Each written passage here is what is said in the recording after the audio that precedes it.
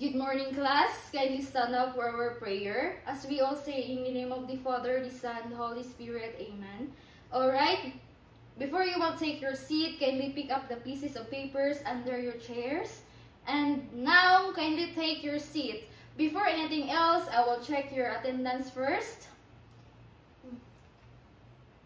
Okay, no one is absent from the class today. Very good. A big round of applause to yourselves. Before we will proceed to our next story, does anyone here can recap the previous story that we have discussed last meeting? Yes, Miss Gomez? Okay, very good. Can you give a big round of applause to Miss Gomez? She said that the previous story we have discussed is all about Pinang, who disobeyed her parent. So you were in Pinang's situation. Do you disobey your parents? Alright, very good. So we should not take advantage of the things that our parents do for us for our goodness. If that's so, I guess you're all ready to learn the new story. So I will show you a picture that is related to our next story. Oh, kindly take a look at the picture. Okay, what have you noticed to the picture? Yes, Miss Lanoy? Very good. It's a girl doing the household chores. Okay, another.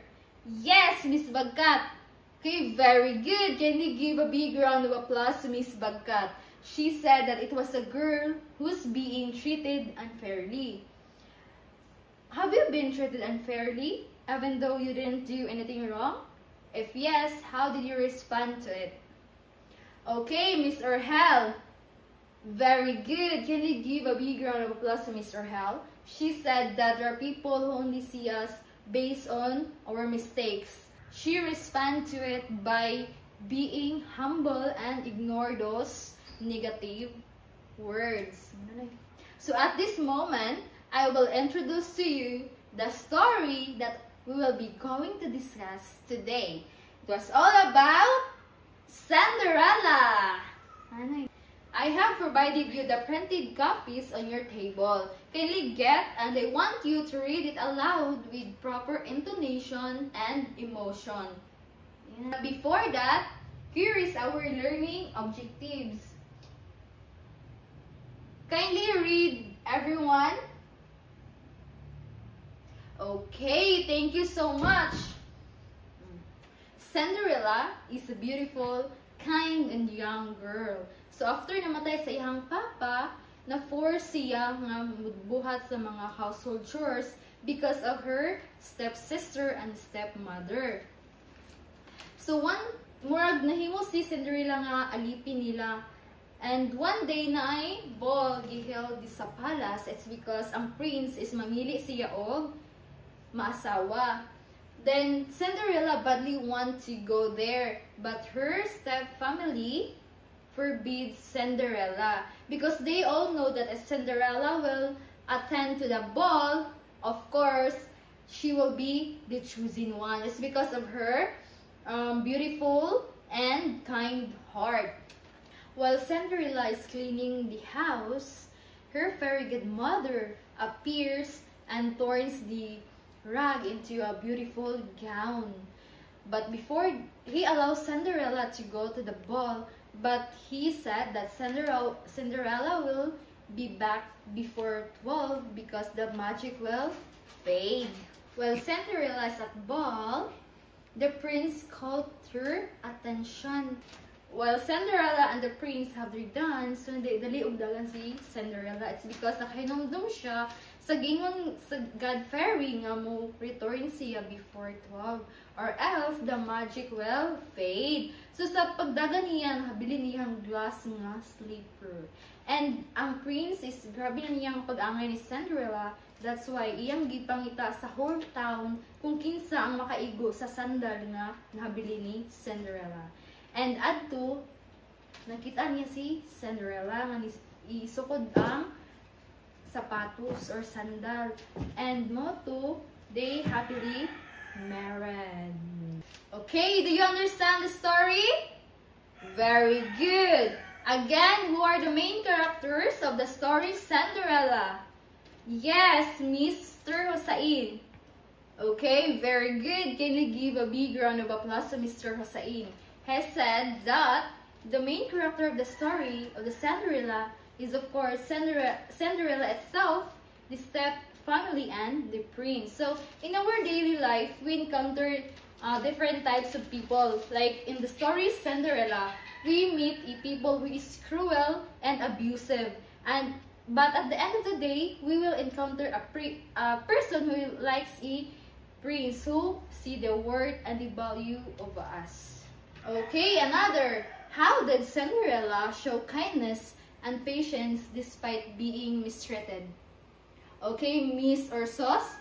Okay, very good. Can you give a big round of applause to Miss Ursos? She said that Cinderella remains respectful and kind even though she's being used and abused by her stepfamily. So in our daily life, we should instill our mind that we don't let people change us the way how they treat us. Instead, it is a big revenge for them. Another, what lesson can you learn from Cinderella's attitude toward her step-family? Yes, Miss De Guzman. Okay, very good. Kindly give a big round of applause to Miss De Guzman. She said that forgiveness and patience will always be rewarded.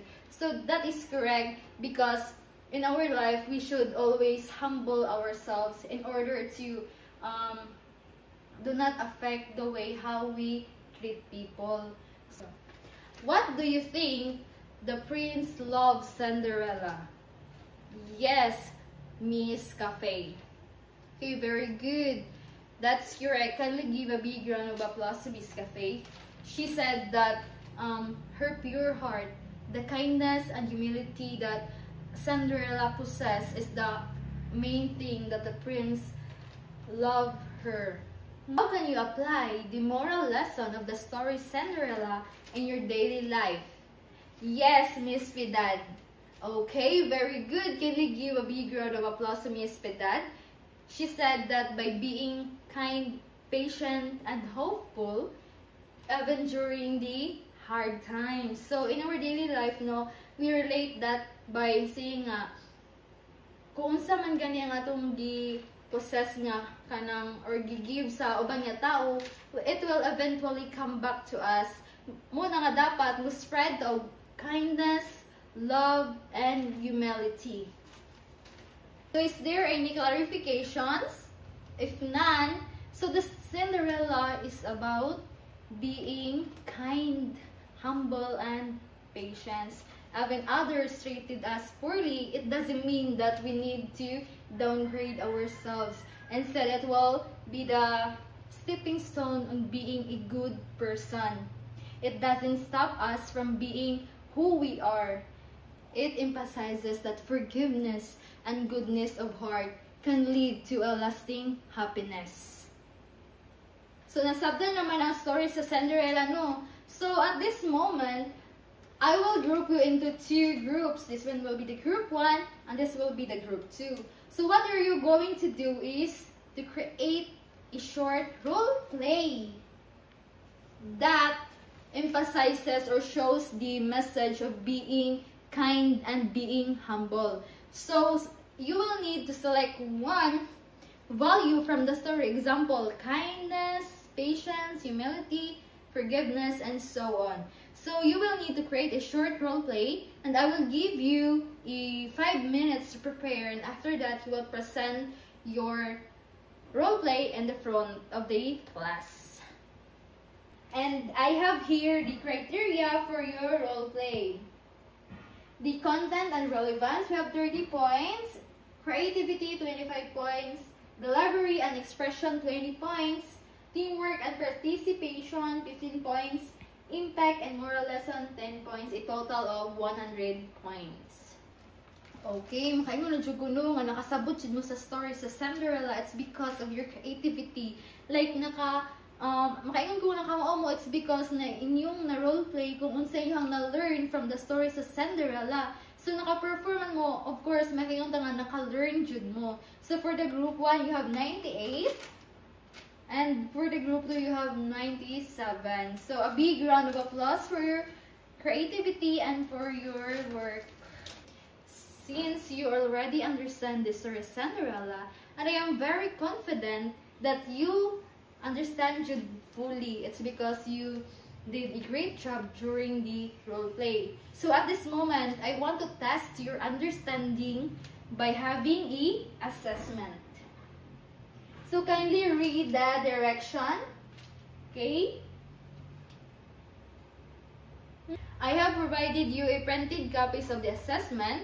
Kindly get your notebook and you will be answering on your notebook. I will only give you 10 minutes to answer the assessment, and afterwards we'll be checking your work. Okay, I guess you're all done. Let's now check your work. Okay, number 1, C. Number 2, B. Number 3, B. Number 4, B. Number 5, B. Who got perfect scores? Alright, almost of you got the perfect score. Can you give yourselves a big round of applause? Okay, for your assignment, I want you to create or write a short reflection on how you can practice kindness, humility, forgiveness, and patience in school, at home, or in the community. So before we'll end our discussion, I want you or hatagan mo na kong code na magpabilin sa inyong dughan. Can you read everyone? Okay, thank you so much. So ang nga quote is, have courage and be kind, for kindness always finds its way back to you. So, if unsa atong buhaton in life, always sa to i-reflect nga, kung unsa atong gibuhat mo, sa nimo sumbalik sa atua. So that we need to choose to being kind, being humble, and being patient in order for us to have a lasting happiness in our lives and to avoid the bitterness and the negativity in our life. In order to being a productive individual, we need to possess those characteristics. And that ends our story. I want you to embrace the quote that help us being motivated in our daily life. I want you to carry the lessons that you have learned from today's discussion. And thank you so much.